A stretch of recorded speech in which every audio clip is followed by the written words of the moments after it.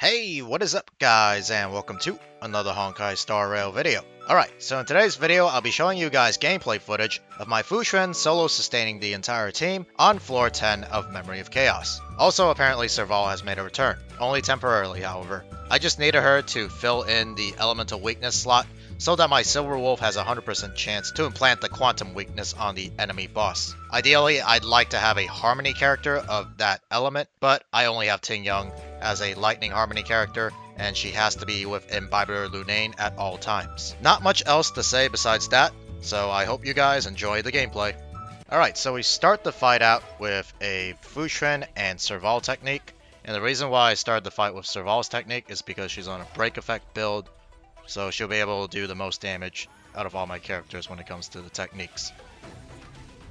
Here we implant the quantum weakness on the ascended enemy, and we go for a Serval skill, just for some extra damage. We do have the extra skill points after all. I'll take a little bit of damage here. I think I used Serval's ultimate now. Yep. Breaks that one fish there. The other fish is going to wake up and defense break us. Our priority is actually to kill off the fish as fast as possible, while also doing enough damage to the Ascended. So here is Fuxuan's ultimate. This will give her a stack of her heal, as well as heal the team for a little bit. And then now we're going to defense break with Silver Wolf. We just auto here, trying to conserve some skill points, because Fuxuan needs to skill up. And here Zile is actually going to ultimate right after she skills on the Warp Trotter, or the Trotter. Because the Trotter is going to do AoE damage because of the bi-weekly memory turbulence, and that gets rid of all the fish. And when the fish explodes, it gives a defense buff on all the enemies. So she has, as you can see on the debuffs up there, she had like 4 defense downs or defense breaks. So that deals quite a bit of damage. Get the resurgence buff, and that is the first wave cleared. On to the second wave. Immediately we use Zile's ultimate to hit the Silvermane guard. Luckily it did crit. If it didn't crit there, I would have restarted the fight.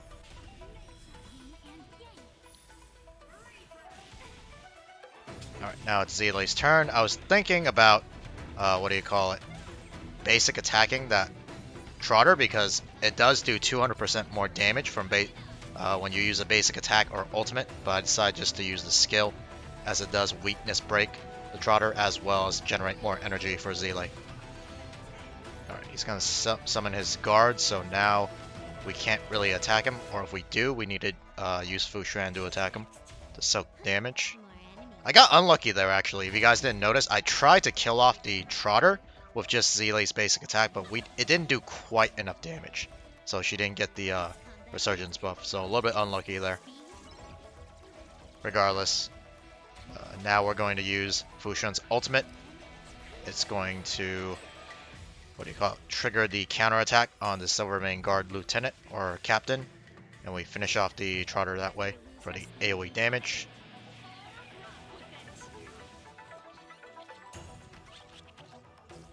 So she casts the debuff that lowers our max HP.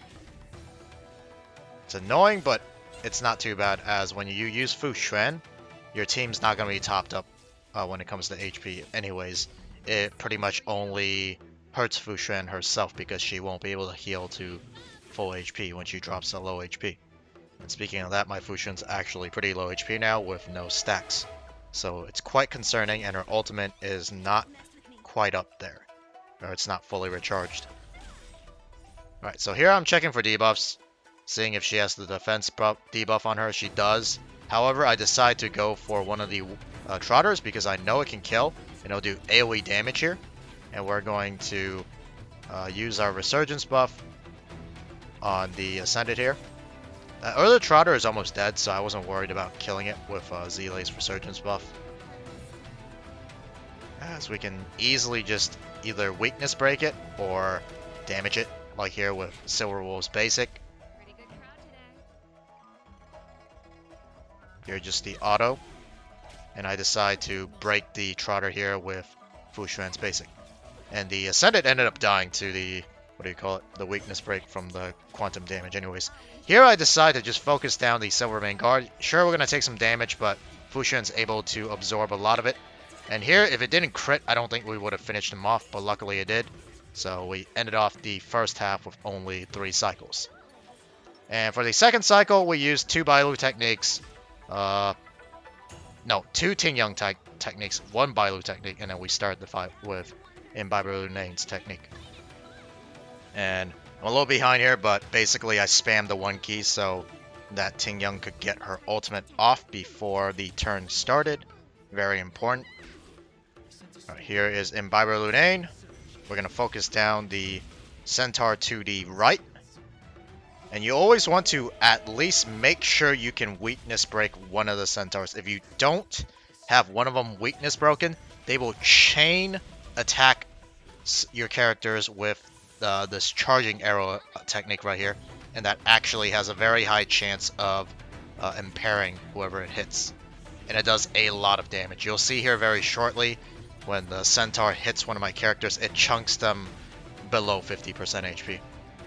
And if they focus the same target, it's pretty much a guaranteed one-shot. They focus down my Imbiber Lunane here, and he has pretty high effect resist too, so he wasn't even able to resist that impair buff. So as soon as I saw that damage, I immediately used Bailu's ultimate for the invigoration buff and the reduced damage.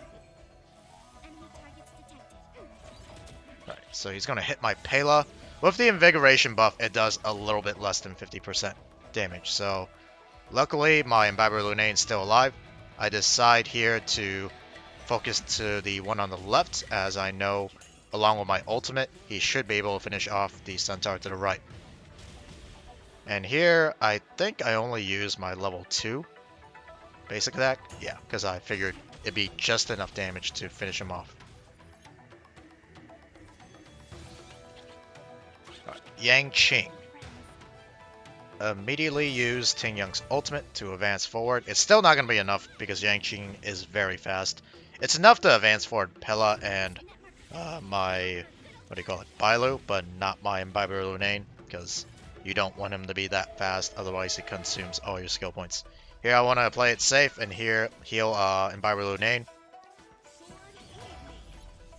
Swords are attacking everyone here. We focus down Yang Qing. But for the ultimate, I switch over to the right a bit so I can hit the Trotter, as the Trotter does take 200% increased damage from ultimates, and he does die, doing some pretty solid AoE. Thanks to E2, I get a advance forward again, so now we broke all his swords, and now Yang Qing is exposed to weaknesses. Oh, cutting it really close. In a moment, you'll see here, we get quite lucky because all our characters are very low here, and my Bailu doesn't have her ultimate up. She does have her revive, so here I'm trying to do as much damage as I can. We get really lucky here after Pela attacks. Luckily, his attacks didn't hit my Imbiber Lunane. Instead, they hit everyone to the left, and my Bailu still has his revive, so she revived my Ting Yang. And Pela's basically close to death, both her and Imbiber Lunane. But now that we have Bailu's ultimate up, everyone's pretty much safe. And I know at this point that we have enough damage to finish him off with the enhanced level 3 basic attack plus ultimate combo. In fact, I even saved Ting Yang's ult until now, just so we get a little bit extra energy. I don't think it was necessary because he's going to die in this next hit. And that is pretty much it. I think it only took 2 cycles for the second half. And we completed it with 25 cycles. Okay, now I'm going to quickly go over my characters and their builds. This is SERVAL and her stats. I went for a break effect this time instead of just mostly crit rate. She still has a high crit rate just due to her traces and her gear. Lycone, of course, is Seriousness of Breakfast at Superimposition level 5. These are her traces. I haven't really touched them in a while. These are her relics. Built up some new break effect pieces, although it's not fully complete. Still missing some of the pieces here, as you can see. And this is her lightning orb and her break effect rope. Unfortunately, I don't have any eidolons for SERVAL. Alright, moving on to Silver Wolf. These are her stats. She lost a little bit of effect hit rate recently due to the gear I gave her, but that's okay, she still implants the weakness the majority of the time. This is her light cone, of course. Traces, still roughly the same. I will upgrade her once we get a double rate up event. These are her relics.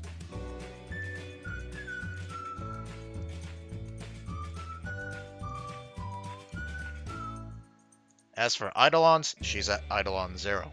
Alright, now let's go over my Ting Young. These are her stats. Yep, she has a lot of speed, and you'll see why when I go into her relics. It's actually pretty insane. 173 speed. Jesus Christ. This is her light cone. Dance, dance, dance. Traces. Probably needs a little bit more investment, but once again, waiting for the event. Alright, here are her relics. This headpiece gives 9 speed. Her hands, 7 speed. Chest piece, only 2 speed.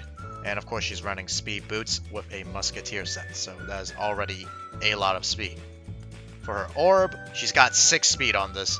It's not even a good set for her, but the fact that it rolled so many times in speed, and the fact that it has pretty good substats other than that HP and effect resist are pretty decent on her, and it's an attack percent rope. Yeah, I figured this is a pretty good, if not temporary, maybe even permanent piece for my Ting Young.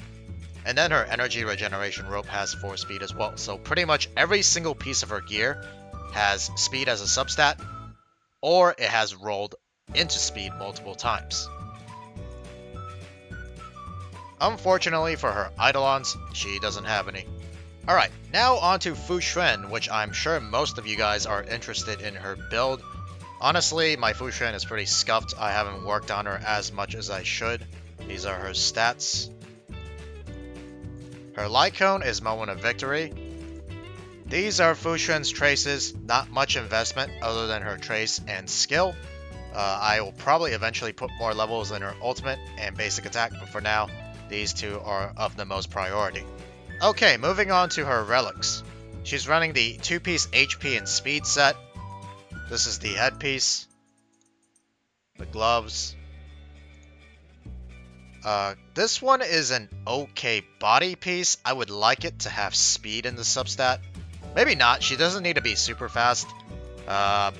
It'd probably be a little bit better if it had flat HP instead of crit damage or flat attack. I don't know. Currently, it rolled pretty well though, all into defense percent, which she does benefit from. So I'm keeping it for now. I don't know if I'm going to look for a better body piece later on. But for now, this is pretty good in general. Speed boots. This is her planar sphere. It rolled terribly into flat defense, but it is a pretty god tier piece in my opinion in terms of substats. It just didn't roll into the stats I wanted, so it's currently at +9. This is Fu Xuan's link rope. Ideally, I would like an energy regeneration rope. However, since some of my other pieces aren't fully maxed out, she would be a little bit too frail to absorb all the damage and be a frontline tank. So for now, she's currently just using this piece, which I believe was on my March 7th or Fire Trailblazer before. Eidolons, she's at Eidolon 0. Alright, next is Zile. Hasn't really changed much. These are her stats. Light Cone. Traces, which I will max out eventually. Relics. The only issue I think for my Zile is she has almost enough crit rate, but I would like a little bit more. That's the only complaint I have. As for Eidolons, she's at Eidolon 0. Alright, now on to Dan Heng in Bibatur Lunane, which I'm sure a lot of you guys are interested in. Unfortunately, he's not fully geared yet, so these are his stats. He definitely needs more crit damage, but we're working on that currently. Light Cones on the Fall of an Aeon. Traces pretty much maxed out. Could go a little bit further, but that would be really expensive, so I'm going to wait out until the event. These are his relics. Like I said, not currently done with him. Only a few of his pieces are pretty much endgame gear. I'm going to have to switch out that crit rate chest piece for a crit damage chest piece when I get the chance. And of course, you guys already know if you watched my previous summoning video, he's at Eidolon 2. Alright, next is Bailu. These are her stats. Pretty much the same. Light Cone. Traces. Haven't touched it in a while. Relics. I would like a little bit more speed on her, but a lot of these relic pieces, pretty much all of them lack speed. Except for the headpiece, I believe. Eidolons, she's at Eidolon 0. Alright, last but not least is Pella. These are her stats. Light Cone, she's using Natasha's Light Cone because I currently bench Natasha, as Fuxuan is now the new solo sustainer. And I haven't built up a Nihility Light Cone yet for Pella, so this is just a temporary Light Cone that I'm putting on her, just for the stats. Traces, low investment other than her ultimate and talent. Relics, I believe are the same. Might have changed it a little bit. But overall, just relics with high speed and an ER rope. For her Eidolons, she's at Eidolon 4. Okay guys, well that's going to be it for this Honkai Star Rail video. If you guys enjoyed the video, please make sure to leave a like and subscribe. But other than that, I'll see you guys in the next Honkai Star Rail video. Peace. Wanna spar? Disappear.